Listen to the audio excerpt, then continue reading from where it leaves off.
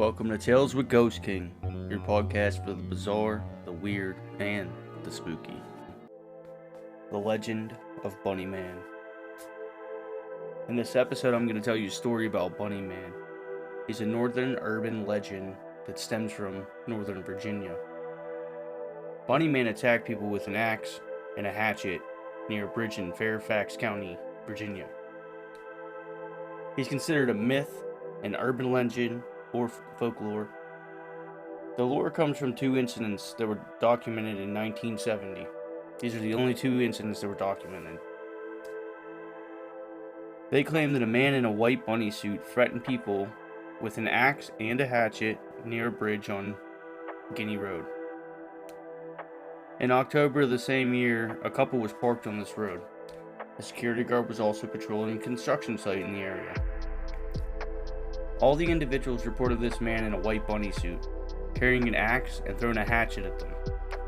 They said he was yelling that this was private property. They named the bridge after this incident. The bridge became the Bunny Man Bridge. This bridge was actually the Colchester Overpass on Colchester Road in Clifton, Virginia. And it was known for being a popular site for ghost hunters and teens testing the waters of the supernatural. Just normal kid stuff. The myth of the bridge is linked to an escaped mental patient, Douglas Griffin. I couldn't find anything to support that was fact. There is part of him in the story. Some say that he was part of a group that murdered teenagers on Halloween, and he hung them from the bridge. The Bunny Man inspired the movie Donnie Darko. Some of you probably have seen it. I know I've seen it. This movie had a character in a bunny suit who was a supernatural being. After the movie was made, a lot of attention came to the town and the area where Bunny Man was said to have been seen.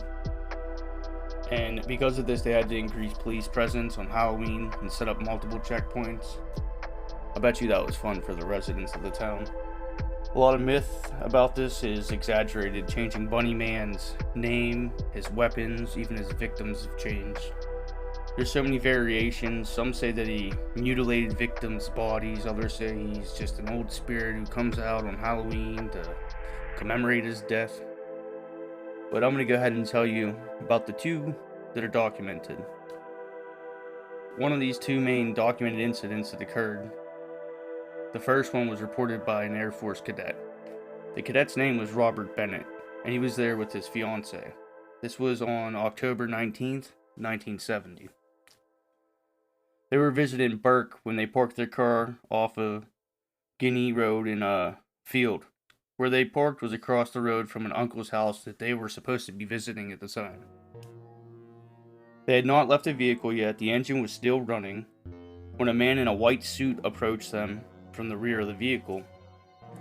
He then ran towards the couple shouting, "You're on private property, I got your tag number." Sounds like they were trespassing. This man brandished a hatchet and he threw it through the passenger window, and then he ran away. Well, the couple, obviously, they fled the scene. The hatchet remained inside the car on the floorboards, so they contacted the local police, and Bennett gave the description. He told them that the man had a white suit on with floppy bunny ears. They did see his face, but they couldn't remember an accurate description of his race because they said how dark it was that night. The police took the hatchet, but without any more evidence or information, they ended up closing the case, and they returned the hatchet to Bennett. Now, 10 days from this incident, on the 31st of October, Halloween, during the evening hours, a security guard, his name was Paul Phillips, he was patrolling that construction site we talked about earlier. Paul noticed a 20-some-year-old man, looking to be about 5'8" tall, maybe about 175 pounds or so, and he was just sitting on this porch. He was on this unfinished porch attached to an unaccompanied house wearing a black, gray, and white bunny costume. So Paul, he's like, "What's this guy doing?" He approached him and he started to talk to him. And the man just started chopping the post of the porch. He then started yelling at Paul. All you people trespass around here, and you're trespassing. If you come any closer, I'm gonna chop your head off. Well, Paul he ran back to his car, and he got his side on him. And then when he went back to approach the man, the bunny man was running away into the woods. So Paul called the police too. County police had no leads from that incident, and then they ended up handing the case over to a criminal investigation bureau after the second incident occurred. So following these two incidents, reports of more than 50 people had contacted the police with sightings of Bunny Man. And one paper even published a report that he was out there eating runaway cats. I don't know who called and said he was out there eating cats, but they did. They called Johnson, who ended up taking over the case for that bureau. It was handed off to him by the police. People started calling Johnson, claiming to have information or knowledge of who the Bunny Man was or where he was. Most of the calls, they just amounted to being a hoax or pranks, rumors, kids playing around, the normal stuff. One caller, he was a construction worker. He received a phone call from someone who said he was the Axeman, not the Bunny Man. He said, "I'm the Axeman." The caller said, "You've been messing up my property by dumping all them tree stumps, limbs, and brushes and other things on the property." Then Axeman told the worker he could make things right if he'd meet him tonight to talk about the situation.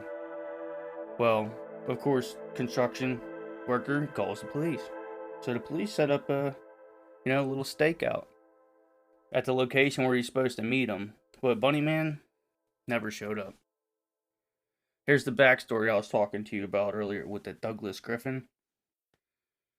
Douglas was a convict, and everyone thinks he's the Bunny Man.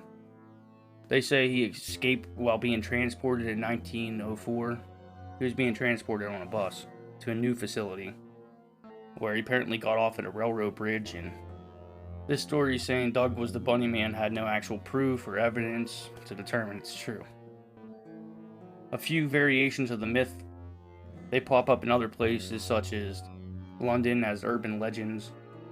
Some detainees at a prison, they said they got beaten up by a man in a bunny costume, and then they were allegedly in their cells. They also, supposedly the station was closed in another version of this. A blood-stained costume was discovered in a locker they forced open. Legends grow and become their own entities. The two reports were documented, definitely sparked the entire myth. A lot of people, we still don't know who the man was in those two documented reports or where he went. One thing we do know is the myth lives on, and people go there on the 31st and they try to get a glimpse of the Bunny Man, or kids go out there and just act like kids. That was a little short story I wanted to share with you. This is my first episode. Let me know if I could do anything better. I'm going to try and record a couple more episodes before I release, so you'll probably get 5 or 6 at once. Thanks for hanging out with me, and I hope you like my podcast. And if you do, share it to your friends. Like it, subscribe.